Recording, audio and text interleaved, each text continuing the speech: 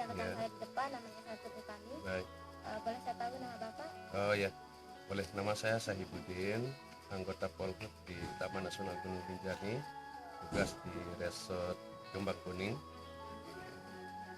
objek wisata air terjun Jeruk Manis. Umur Bapak 53 ya. boleh langsung ke pertanyaan. Ya boleh, silakan. Tahun berapa dibuka tempat ini sebagai tempat wisata? Ya, sekitar tahun 90-an. Ya. Berarti berapa tahun Bapak kerja ya? Ya. Jadi saya masuk kerja di tempat ini dulunya, sebelum di sini saya di Semarang. Ya pindah ke sini tahun 1992. Itu jalan ini dibuka, tempat ini dibuka menjadi tempat wisata karena kawasan SM Suaka Marga Satwa, terus berubah menjadi kawasan konservasi sumber daya alam, kawasan konservasi. Setelah itu diresmikan menjadi kawasan Taman Nasional Gunung Rinjani. Jadi tahun 92 saya tugas pertama di tempat ini di Jeruk Manis. Kenapa Bapak pindah ke Bapak kerja di Semalam terus pindah ke sini? Ya karena ini begitu dibuka saya dipindahkan sama pimpinan untuk Langsung pindah. ya tempat. Apa saja program yang Bapak buat untuk menjaga dan melestarikan tempat pariwisata? Nah, ya. Jadi pertama-tama yang perlu kita ingatkan bahwa suatu tempat wisata yang paling penting keamanannya, baik itu keamanan kawasannya maupun keamanan pengunjung, sehingga pengunjung itu merasa aman dan nyaman di dalam, ya, apalagi tujuan mereka ke sini untuk rekreasi, untuk senang misalnya. Itu yang paling penting kita menjaga.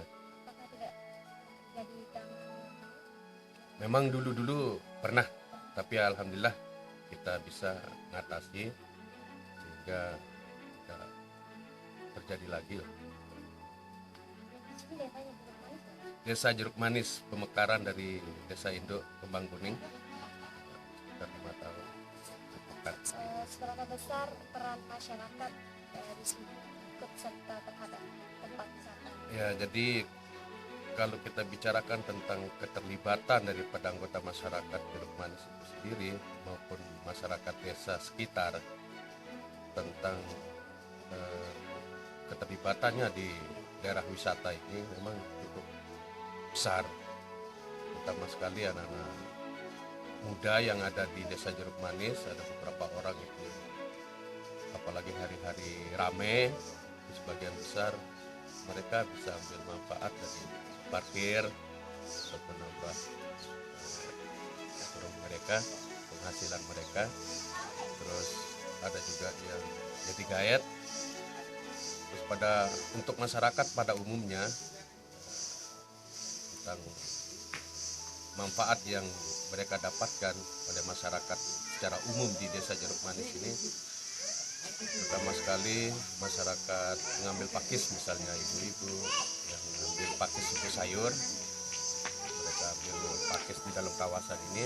Yang kedua, masyarakat ternak misalnya, itu untuk pengambilan rumput untuk pakan ternak mereka di dalam kawasan kita.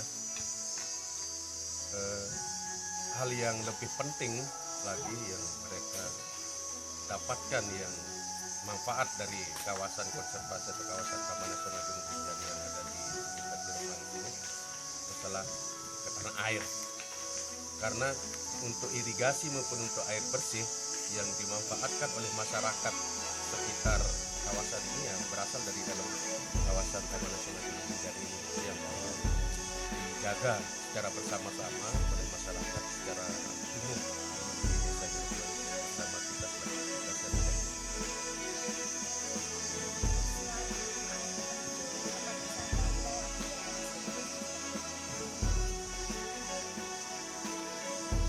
Seperti saya sampaikan tadi, karena yang memancing atau yang membuat para tamu kita yang banyak datang ke sini ini karena keindahan alam, panorama atau view keadaan alamnya yang objek wisatanya masih sifatnya alami, hutannya masih bagus. Nah, itu mungkin yang ya itu mungkin yang menjadi tanggung jawab kami bersama anggota masyarakat Desa Jeruk Manis ini untuk mempertahankan, sehingga kedepannya atau sampai waktu kapanpun ini harus bisa kita pertahankan masalah ya keamanan dan kelestarian daripada kawasan. Bagaimana pelayanan yang Bapak sediakan bagi wisatawan lokal maupun Mancanegara yang masuk ke ya, jadi ya sebagaimana umumnya antara kita tuan rumah dengan tamu, ya begitu datang ya kita tegur sapa, setelah itu kita bagaimana menyampaikan informasi yang sebenarnya kepada mereka. Masuk di kawasan konservasi atau kawasan Taman Nasional Gunung Rinjani ini harus mendaftarkan diri, isi buku tamu ya. Sudah itu ya, kalau memang mau masuk silahkan bayar tiket.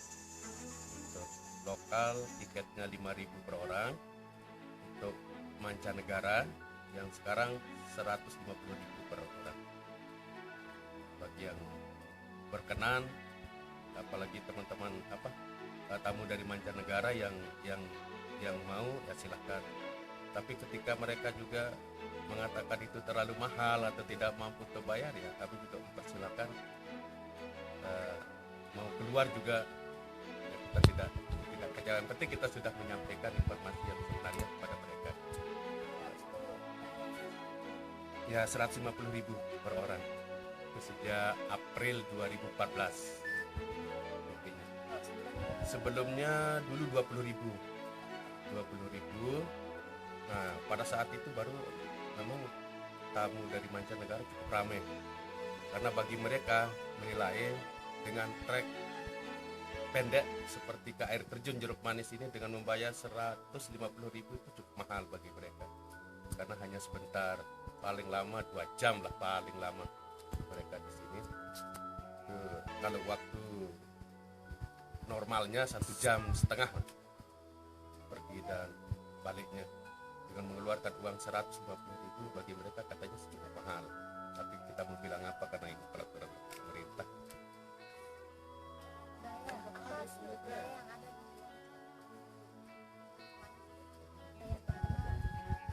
Kalau masalah kebudayaan ya sebenarnya semuanya terkait ya. Khusus budaya masyarakat yang, karena boleh kita katakan masyarakat yang ada di Jeruk Manis dan sekitarnya, kita kan terhadap tamu itu orangnya rata-rata kita ramah-ramah aja, jadi tegur sapa, ramah, jadi tidak pernah kita akhirnya bikin masalah dengan tamu-tamu kita ya. Jadi itu merupakan suatu budaya yang harus kita pertahankan, keramahan kita terhadap tamu-tamu yang datang berkunjung ke tempat. Ya, terima kasih banyak atas kunjungannya. Mudah-mudahan apa yang saya sampaikan akan ada manfaatnya untuk kita semua.